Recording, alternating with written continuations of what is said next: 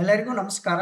ಇವತ್ತಿನ ಕ್ಲಾಸ್ನಲ್ಲಿ BCom 6th semester investment management ಈ ಒಂದು ಸಬ್ಜೆಕ್ಟ್ ಮೇಲೆ ಆಲ್ರೆಡಿ ನಾನು ಪ್ರೀವಿಯಸ್ ಕ್ಲಾಸ್ ಇಂದ ಕೆಲವೊಂದಷ್ಟು ಕ್ವಶನ್ಸ್ ಅನ್ನ ಸಾಲ್ವ್ ಮಾಡ್ತಾ ಇದ್ದೇನೆ. ಹಾಗೆ ಇವತ್ತಿನ ಕ್ಲಾಸ್ ಅಲ್ಲಿ ಕೂಡ ಒಂದು ಕ್ವಶನ್ ಅನ್ನ ಸಾಲ್ವ್ ಮಾಡೋಣ. ಸೆಕ್ಷನ್ ಡಿ ಗೆ ಕೇಳಿದಾರೆ ನೋಡ್ರಿ. ಸೊ 15 ಮಾರ್ಚ್ ಕೇಳಿದ್ದಾರೆ. Rani Chennamma university Belagavi case study question ಆಗಿ ಕೇಳಿದ್ದಾರೆ. ಕ್ವಶನ್ ನಂಬರ್ 11 ಏನಿದಿಲ್ಲ. ಸೊ ಈ ಕ್ವಶನ್ ಅನ್ನ 2024 ಇಯರ್ದಲ್ಲಿ ಅಂದ್ರೆ ಪ್ರೀವಿಯಸ್ ಇಯರ್ದಲ್ಲಿ 15 ಮಾರ್ಕ್ಸ್ ಕ್ವಶನ್ ಇದೆ. ಓಕೆ, ಕೇಸ್ ಸ್ಟಡಿ ಕ್ವಶನ್ ಇದೆ. ಸೊ ಇದನ್ನ ಸಾಲ್ವ್ ಮಾಡೋಣ. The expected rate of return of alpha and beta scripts are given below ಅಂತ ಹೇಳ್ತಾರೆ. ಓಕೆ, ಸೊ ಈಗ ಪ್ರೊಬ್ಯಾಬಿಲಿಟಿಯನ್ನ ಕೊಟ್ಟಿದ್ದಾರೆ. One side return of alpha return of beta ಅಂತ ಹೇಳಿ ಕೊಟ್ಟಿದ್ದಾರೆ. ನೆಕ್ಸ್ಟ್ ಒನ್ 0.05 ಪ್ರೊಬ್ಯಾಬಿಲಿಟಿ ಇದೆ, ಎರಡಕ್ಕೂ ಸೇಮ್ ಇದೆ. ಸೊ 0.20 0.50 0.20 0.05 ಇದೆ. ಓಕೆ, ರಿಟರ್ನ್ ಅನ್ನ ಕೊಟ್ಟಿದ್ದಾರೆ -2 ಅಂತ ಇದೆ. ನೆಕ್ಸ್ಟ್ ಅಲ್ಫಾದಾಗ next 9 next 12 next 15 next 26. Okay, return of beta ಕೊಟ್ಟಿದ್ದಾರೆ. So -3 6 11 14 19. Okay, so first question ಕೇಳ್ತಾರೆ ನೋಡ್ರಿ. ಏನ್ ಕೇಳಿದ್ದಾರೆ? Find out the expected rate of return of alpha and beta ಅಂತ ಕೇಳ್ತಾರೆ. ಓಕೆ, ಎರಡು ತುರ್ದು ನೀವು ಏನ್ ಮಾಡಬೇಕು? ರೇಟ್ ಆಫ್ ರಿಟರ್ನ್ ಅನ್ನ ಕ್ಯಾಲ್ಕುಲೇಟ್ ಮಾಡಬೇಕು. ಫಸ್ಟ್ನೇದ. ಸೆಕೆಂಡ್ ಒನ್ ಏನ್ ಕೇಳ್ತಾರೆ? If the investor invest equally in both the script what would be the return. Okay, so ಅವ್ರು ಏನಾದರೂ ಇನ್ವೆಸ್ಟ್ಮೆಂಟ್ ಹೆಂಗ್ ಮಾಡ್ತು ಅಂತ ಹೇಳಿದ್ದಾರೆ 50% ಅಂದ್ರೆ 50-50 ಅಂತ ಹೇಳ್ತಾರೆ. ಓಕೆ, ಸೊ ಅಂದ್ರೆ ಈಕ್ವಲಿ ಅಂದ್ರೆ ಅಲ್ಫಾದಾಗ 50 ಬೀಟಾದಾಗ 50 ಅಂತ ಹೇಳ್ತಾರೆ. ಸೊ ಆ ಪೋರ್ಷನ್ದಾಗ ರಿಟರ್ನ್ ಅನ್ನ ಕ್ಯಾಲ್ಕುಲೇಟ್ ಮಾಡ್ರಿ ಅಂತ ಹೇಳ್ತಾರೆ. ನೆಕ್ಸ್ಟ್ ಒಂದು ನೋಡ್ರಿ, ಮೂರನೇದು ಕೊಟ್ಟಿದ್ದಾರೆ. If the investment is 75% alpha, in case ಅಲ್ಫಾನ 75 ಇಟ್ಕೊಂಡ ಬೀಟಾ ಏನ 25% ಇಟ್ಕೊಂಡ್ರ what will be the portfolio return ಎಷ್ಟು ಬರ್ತೈತಿ ಅಂತ ಕೇಳಿದಾರೆ. ಓಕೆ, ಸೊ ಈ ತರ ಕ್ವಶನ್ ಇದೆ. 15 ಮಾರ್ಚ್ ಕೇಳಿದಾರೆ ನೋಡ್ರಿ. ಸೊ ಇದ ಸೊಲ್ಯೂಷನ್ ಅಂತ ಹಾಕ್ರಿ ಅಥವಾ ಆನ್ಸರ್ ಅಂತೇಳಿ ಮೆನ್ಷನ್ ಮಾಡ್ಬೋದು ನೀವು. ನೆಕ್ಸ್ಟ್ ಇಲ್ಲಿ ತಗೋರಿ. ಸೊ ಆನ್ಸರ್ ಅಂತ ಹಾಕಿ ಫಸ್ಟ್ಗೆ expected return of alpha and beta ಅಂತ ಕೊಡ್ರಿ. ಫಸ್ಟಿಗೆ ಸಾಲ್ವ್ ಮಾಡೋಣ ಪಾಯಿಂಟ್ ನಂಬರ್ ಫಸ್ಟ್ ಅನ್ನ. ಸೊ ಅದಕ್ಕಾಗಿ ಈ ತರ ಒಂದು ನೀವು ಎಕ್ಸ್ಪೆಕ್ಟೆಡ್ ರಿಟರ್ನ್ ಆಫ್ ಅಲ್ಫಾನ ಕ್ಯಾಲ್ಕುಲೇಟ್ ಮಾಡಬೇಕು ಫಸ್ಟ್, ನಂತರ ಬೀಟಾನ ಕ್ಯಾಲ್ಕುಲೇಟ್ ಮಾಡಬೇಕು. ನೆಕ್ಸ್ಟ್ ಇದಕ್ಕೊಂದು ಫಾರ್ಮುಲಾ ಬರುತ್ತೆ. ERA equal to sigma P into RA ಅಂತ ಹಾಕ್ರಿ. ಸೊ ಇದು ಅಲ್ಫಾದಿದ ಪ್ರೊಬ್ಯಾಬಿಲಿಟಿಯನ್ನ ಮೆನ್ಷನ್ ಮಾಡ್ರಿ. ರಿಟರ್ನ್ RA ಅಂತ ಹಾಕ್ರಿ. P ಇಂಟು RA ಅಂತ ಹಾಕ್ಬೇಕು. ಓಕೆ, ಸೊ ಈ ತರ ನಾನು ಟ್ಯಾಬ್ಯುಲರ್ ಫಾರ್ಮೆಟ್ದಾಗ ಸಾಲ್ವ್ ಮಾಡ್ತಾ ಇದ್ದೀನಿ.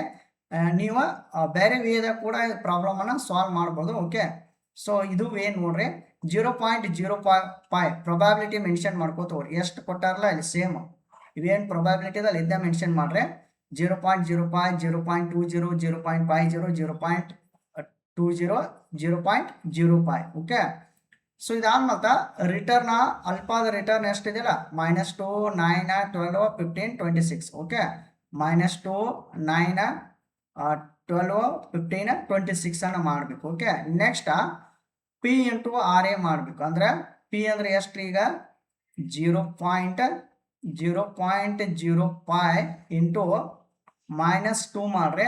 ಸೊ ಅವಾಗ 0.10 ಅಂತ ಹೇಳಿ ಬರುತ್ತೆ. ಓಕೆ, ನೆಕ್ಸ್ಟ್ ಏನು ಮಾಡಬೇಕು? 0.2 ಮಲ್ಟಿಪ್ಲಿಕೇಶನ್ 9 ಮಾಡ್ರಿ. ಸೊ ಅವಾಗ 1.80 ಅಂತ ಬರುತ್ತೆ. ನೆಕ್ಸ್ಟ್ ನೋಡಿ 0.50 ಮಲ್ಟಿಪ್ಲಿಕೇಶನ್ 12 ಮಾಡ್ರಿ 6.00 ಅಂತ ಹೇಳಿ ಬರುತ್ತೆ. Next 0.20 multiplication 15 ಮಾಡ್ಕೋರಿ. ಸೊ ಅವಾಗ 3.0 ಅಂತ ಹೇಳಿ ಬರುತ್ತೆ. ನೆಕ್ಸ್ಟ್ ಲಾಸ್ಟ್ 0.5 ಮಲ್ಟಿಪ್ಲಿಕೇಶನ್ 26 ಮಾಡ್ರಿ 1.30 ಬರುತ್ತೆ. ಲಾಸ್ಟ್ ಇವನ್ನೆಲ್ಲ ಆ್ಯಡ್ ಮಾಡಿಬಿಡ್ರಿ.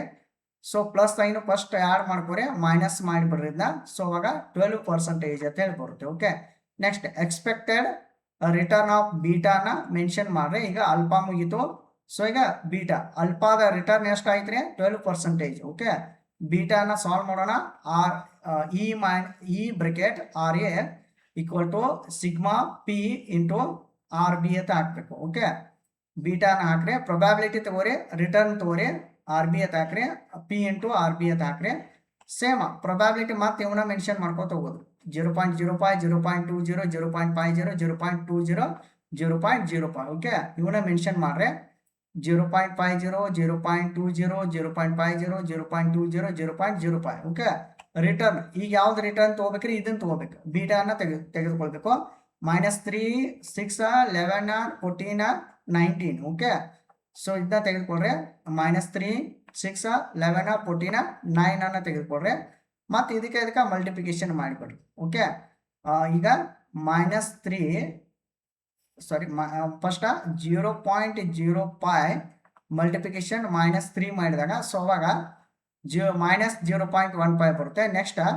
ನೆಕ್ಸ್ಟ್ ನೋಡ್ರಿ 0.20 ಮಲ್ಟಿಪ್ಲಿಕೇಶನ್ 6 ಮಾಡ್ರಿ. ಸೊ ಅವಾಗ 1.20 ಅಂತ ಹೇಳಿ ಬರುತ್ತೆ. ಓಕೆ, ಇಲ್ಲಿ ಮೆನ್ಷನ್ ಮಾಡ್ಬೇಕು. ನೆಕ್ಸ್ಟ್ ನೋಡ್ರಿ 0.50 ಮಲ್ಟಿಪ್ಲಿಕೇಶನ್ 11 ಮಾಡ್ರಿ, 5.50. ನೆಕ್ಸ್ಟ್ 0.20 ಮಲ್ಟಿಪ್ಲಿಕೇಶನ್ 14 ಮಾಡ್ರಿ, 2.80 ಅಂತ ಹೇಳಿ ಬರುತ್ತೆ. ನೆಕ್ಸ್ಟ್ 0.5 ಮಲ್ಟಿಪ್ಲಿಕೇಶನ್ 19 ಮಾಡ್ರಿ, 0.95 ಬರುತ್ತೆ.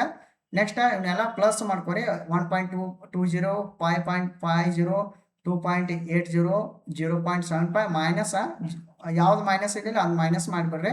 0.15 ಮೈನಸ್ ಮಾಡೋದ್ರಿಂದ ಸೊ ಎಷ್ಟು ಬರುತ್ತೆ? 10.30 ಅಂತ ಹೇಳಿ ಬರುತ್ತೆ. ಓಕೆ, ಸೊ ಈ ಥರ ನೀವು ಪ್ರಾಬ್ಲಮನ್ನು ಸಾಲ್ವ್ ಮಾಡಬೇಕು. ಓಕೆ, ಫಸ್ಟ್ಗೆ ಹಂಗಾದ್ರೆ ಈಗ ನೀವು ಬರಿಬೋದು. ಫಸ್ಟ್ಗೆ find out the expected rate of return alpha and beta ಅಂತ ಹೇಳ್ಬೋದು. ಸೊ ಅಲ್ಫಾ ಮತ್ತು ಬೀಟಾದ ಎಕ್ಸ್ಪೆಕ್ಟೆಡ್ ರಿಟರ್ನ್ ಎಷ್ಟು ರೀ? ಅಲ್ಫಾದ ಎಷ್ಟು ಬಂದಿದೆ ಎಕ್ಸ್ಪೆಕ್ಟೆಡ್ ರಿಟರ್ನ್?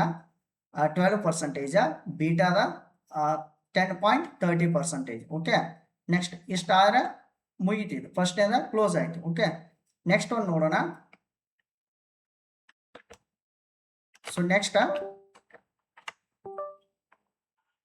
ಸೊ ಇವಾಗ ನೋಡ್ರಿ. ಸೊ ನೆಕ್ಸ್ಟ್ ಈಗ ಜಸ್ಟ್ ಒನ್ಸ್ ಅಗೇನ್. ಸೊ ಈಗ if the investor invest equally in the both script ಅಂತ ಹೇಳ್ತಾರೆ. ಓಕೆ, ಈಕ್ವಲಿ ಅಂದ್ರೆ ಅವಾಗ ಏನು ಮಾಡ್ಬೇಕು ನೀವು? 50-50 ಅಂತ ತೆಗೆದುಕೊಳ್ಬೇಕು. ಓಕೆ, ಇಲ್ಲಿ ನೋಡೋಣ.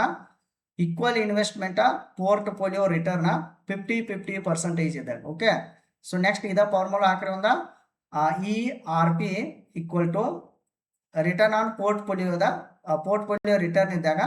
ಸೊ ಈಗ ಏನು ಮಾಡ್ಬೇಕಂದ್ರೆ ಜಸ್ಟ್ ಭಾಳ ಸಿಂಪಲ್ ಇದ್ರಿ, ERP ಅಂತ ಮಾಡಬೇಕು. ಓಕೆ, ಸೊ ಈಗ ಏನು ಮಾಡ್ರಿ, ಈಗ ಫಸ್ಟ್ ಏನು ಹೇಳಿದಾರೆ ಅವರ, ನೀವು 50-50 ಕನ್ಸಿಡರ್ ಮಾಡ್ರಿ ಅಂತ ಹೇಳ್ತಾರೆ. ಅಲ್ಫಾಕ್ 50, ಬೀಟಾಕ್ 50. ಓಕೆ, ಸೊ ಈಗ 50 ಅಂದ್ರೆ ಈಗ 50 ತಗೋರಿ, 50 ಡಿವೈಡೆಡ್ ಬೈ 100 ಮಾಡ್ಕೊರಿ ಅಂತ 0.50 ಅಂತ ಹೇಳಿ ಬರುತ್ತೆ. ಓಕೆ, ಸೊ 0.50 ಇಂಟು 12 ಮಾಡ್ಕೋಬೇಕು. 12 ಯಾಕೆ ಹೇಳ್ರಿ? ಫಸ್ಟ್ ರಿಟರ್ನ್ ಎಷ್ಟು ಬಂದಿದ್ದೀರಿ? 12 ಬಂದಿದ್ದಿಲ್ಲ. ಸೊ ಫಸ್ಟ್ ಅಲ್ಫಾ ತಗೋರಿ, 12 ತಗೋರಿ, ಪ್ಲಸ್ 0.50. 50 ಅಂದ್ರೆ ಇದು 50%. ಓಕೆ, 50% ಇರೋದ್ರಿಂದ 0.50 ಇಂಟು ಬೀಟಾದ ಎಷ್ಟು ಬಂದಿದ್ದೀರಿ? ಎಕ್ಸ್ಪೆಕ್ಟೆಡ್ ರಿಟರ್ನ್ ಎಷ್ಟು ಬಂದಿದೆ?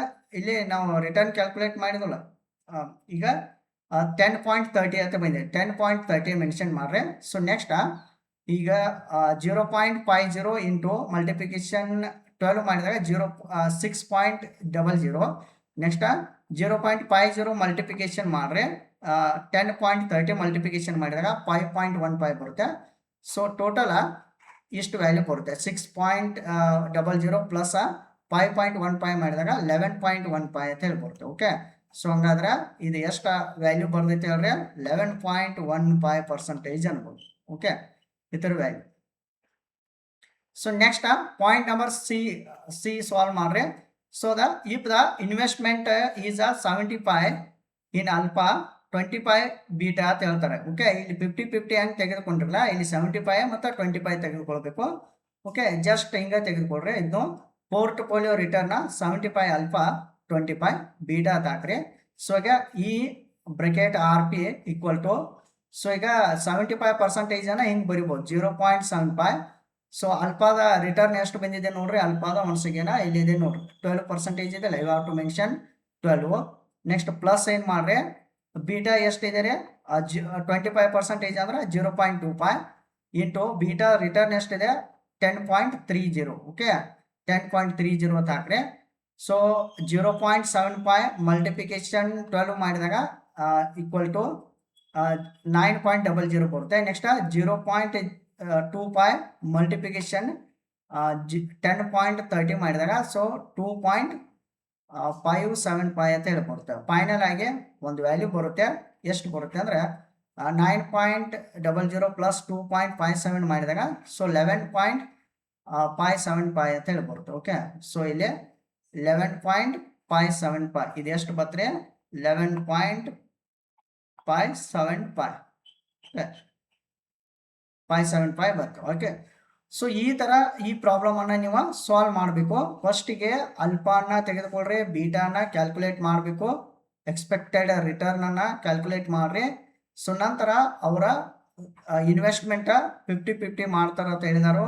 ನಂತರ 75-25 ಮಾಡ್ತು ಅಂತ ಹೇಳಿದರು. ಓಕೆ, ಸೊ ಈ ಥರ ಇದು ಪ್ರಾಬ್ಲಮನ್ನು ಸಾಲ್ವ್ ಮಾಡಬೇಕು. ಜಸ್ಟ್ ಇಷ್ಟು ಸಾಲ್ವ್ ಮಾಡಿದ್ರೆ ಸೊ ನಿಮ್ಗೆ 15 ಮಾರ್ಕ್ಸ್ ಸಿಗುತ್ತೆ. ಓಕೆ, ಇನ್ನು Rani Chennamma university in the year 2024ದಲ್ಲಿ 15 ಮಾರ್ಕ್ಸ್ ಕೇಳಿದ್ದಾರೆ. ಓಕೆ, ಆಲ್ಮೋಸ್ಟ್ ಆಲ್ ಈ ಒಂದು ಯೂಟ್ಯೂಬ್ ಚಾನಲ್ನಲ್ಲಿ ಇನ್ವೆಸ್ಟ್ಮೆಂಟ್ ಮ್ಯಾನೇಜ್ಮೆಂಟ್ 2024 ಇಯರ್ 2025 ಇಯರ್ದ ಪ್ರಾಬ್ಲಮೆಟಿಕ್ ಕ್ವಶನ್ಸ್ ಎಲ್ಲ ಸಾಲ್ವ್ ಮಾಡಿದ್ದೀನಿ. ಸೊ ಅವನ್ನೆಲ್ಲ ನೀವು ಈ ಒಂದು ಯೂಟ್ಯೂಬ್ ಚಾನಲ್ದ ಪ್ಲೇಲಿಸ್ಟಿಗೆ ಹೋಗಿ ವಿಸಿಟ್ ಮಾಡಿ ನೋಡ್ಬೋದು. ಓಕೆ, ಒನ್ಸ್ ಅಗೇನ್ ಎಲ್ಲರಿಗೂ ಥ್ಯಾಂಕ್ ಯು.